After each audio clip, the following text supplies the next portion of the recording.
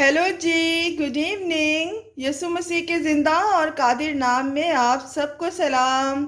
Lobos mama's kitchen में हम आपको खुशामदीद कहते हैं जी। आज हम बहुत ही मज़ेदार डिलिशियस रेसिपी आपके लिए लेके आए हैं जी। आज हम लेके आए हैं आपके लिए भुना हुआ मसाला गोश्त जी। भुना हुआ मसाला गोश्त बहुत ही मज़ेदार रेसिपी है। जब आप इसे बनाएंगे ना तो आपकी फैमिली को, आपके फ्रेंड्स को ये रेसिपी बहुत ही पसंद आएगी।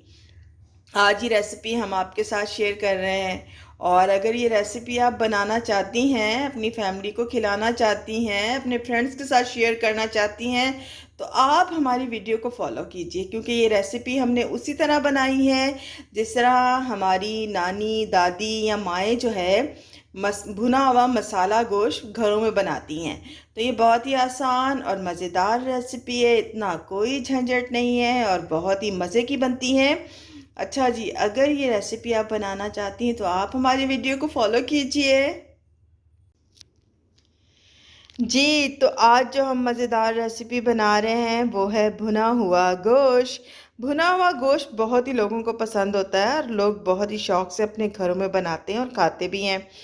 और इसकी बहुत सारी रेसिपी आपने यूट्यूब पे देखी होंगी, मेरे यूट्यूब फ्रेंड्स ने बनाई भी हुई हैं। आज जो मैं रेसिपी आपके साथ शेयर कर रही हूँ बहुत ही आसान है, इसमें इतना कोई झंझट नहीं है।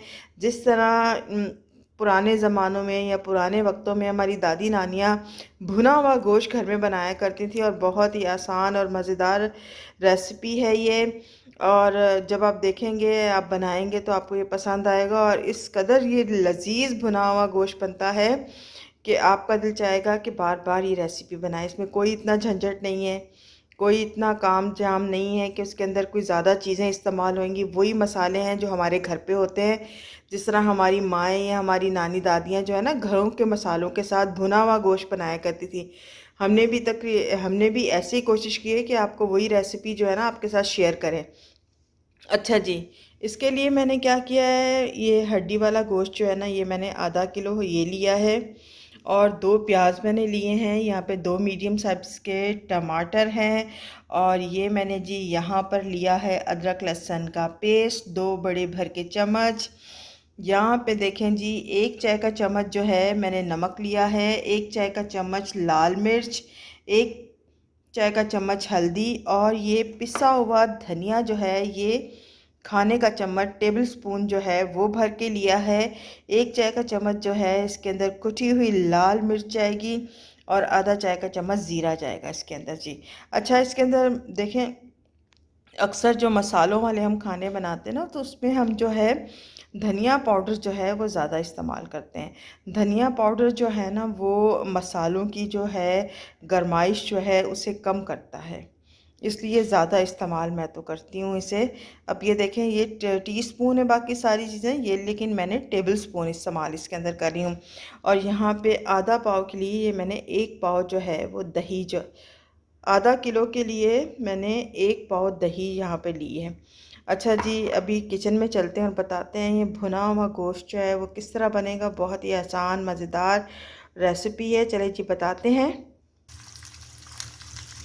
अच्छा जी, देखिए यहाँ पे मैंने आधा कप ऑयल और ये दो मीडियम साइज़ जो प्याज मैंने आपको बताया था ना, ये मैंने ऐड कर दिए हैं।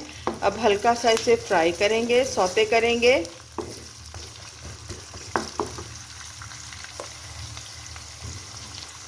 अच्छा जी, देखिए जब इस तरह हल्के हल्के फ्राई हो जाए ना, प्याज सौते हो जाए, तो आपने क्या करना है, ये आधा किलो जो है इसके अंदर बीफ ऐड कर देना है। प्याज और बीफ को जो है अच्छी तरह जो है गोश्त को आपने अच्छी तरह भूनना है। इतना भूनना है कि इसका कलर चेंज हो जाना चाहिए। देखें, इस तरह भुनाई करने से क्या होता है, गोश्त के अंदर जो एक अजीब सी हीक आती है वो नहीं आती, और गोश्त बहुत ही मज़ेदार लगता है और खाने में भी बहुत मज़ा आता है। इसीलिए पहले हम प्याज और गोश्त को जो है ना अच्छी तरह फ्राई करेंगे। अच्छा जी, देखें प्याज के साथ गोश्त अच्छी तरह फ्राई हो चुका है, और इसका देखिए कलर जो है ना बिल्कुल चेंज हो चुका है, और इसके अंदर से अब कोई हीक भी नहीं आ रही। अब आपने क्या करना है, ये 2 टमाटर और ये अदरक लहसुन का पेस्ट है ना इसके अंदर ऐड कर देना है।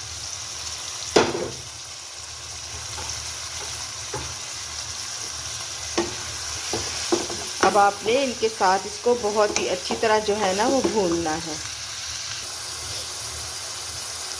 अच्छा जी, जब ये इस तरह के हो जाए ना, प्याज टमाटर अदरक के साथ हमने इसको फ्राई किया। अब हम क्या करेंगे, ये सारे मसाले जो मैंने आपको बताया ना, ज़ीरा, नमक, लाल मिर्च, हल्दी, पिसा हुआ धनिया और कुटी हुई लाल मिर्च, ये सब इसके अंदर हम लोग ऐड कर देंगे।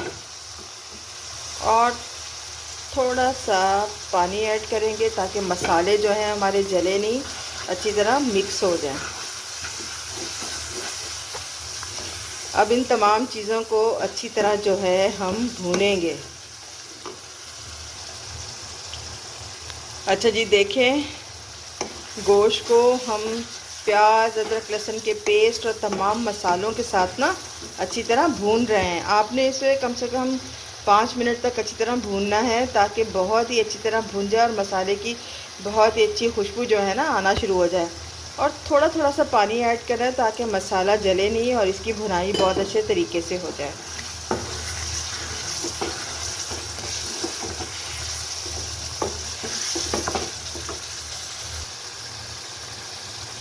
अच्छा जी, देखें ये हमारा गोश्त है ना बहुत अच्छी तरह देखें भुन चुका है, ऑयल एकदम ऊपर आ गया। तो इस मौके पे हमने क्या करना है, इसके अंदर ये पानी ऐड कर देंगे।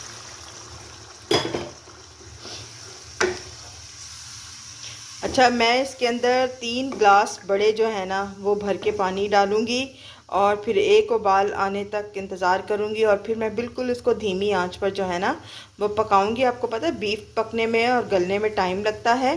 तो अच्छा जी, अभी इसके अंदर मैंने 1 ग्लास पानी डाला है, 2 ग्लास पानी और डालते फिर आपको दिखाते हैं।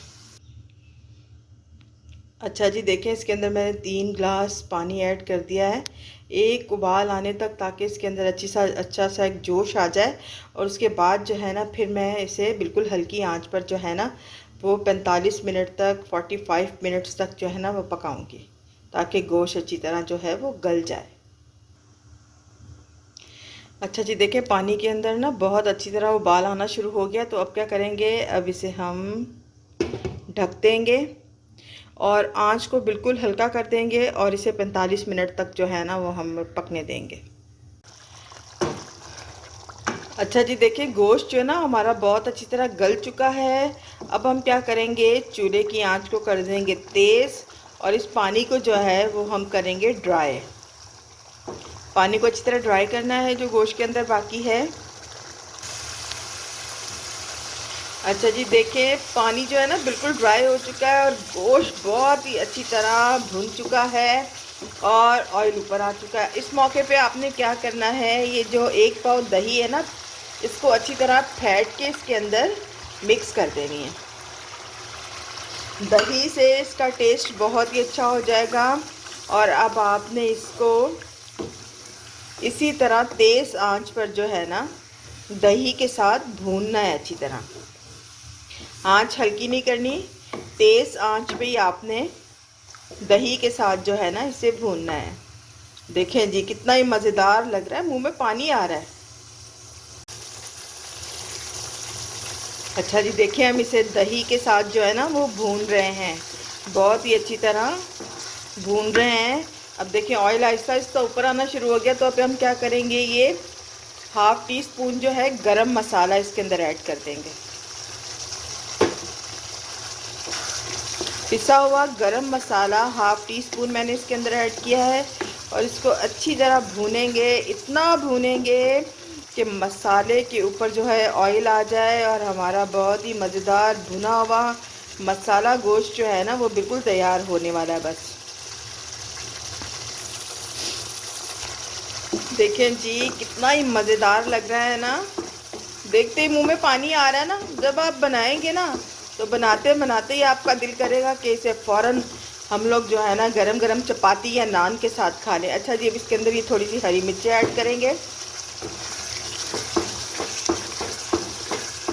और इसको और थोड़ी अच्छी तरह भुनेंगे, क्योंकि ये भुना गोश्त है, भुना मसाला गोश्त है तो इसको जितनी इसकी भुनाई करेंगे ये उतना ही ज़्यादा मज़ेदार और टेस्टी लगेगा। बहुत ही लजीज जी हमारा भुना हुआ मसाला गोश्त तैयार हो रहा है। आप इसकी शक्ल देखें जी, और खुशबू इतनी मज़े की आ रही है, इतना मज़े का अरोमा है कि मैं बता नहीं सकती। मुंह में पानी आ रहा होगा आपको भी देखते वक्त। देखें जी, जी वाह जी वाह, बहुत ही मज़ेदार भुना हुआ मसाला गोश्त जो है ना हमारा तैयार हो चुका है। ये देखें जी।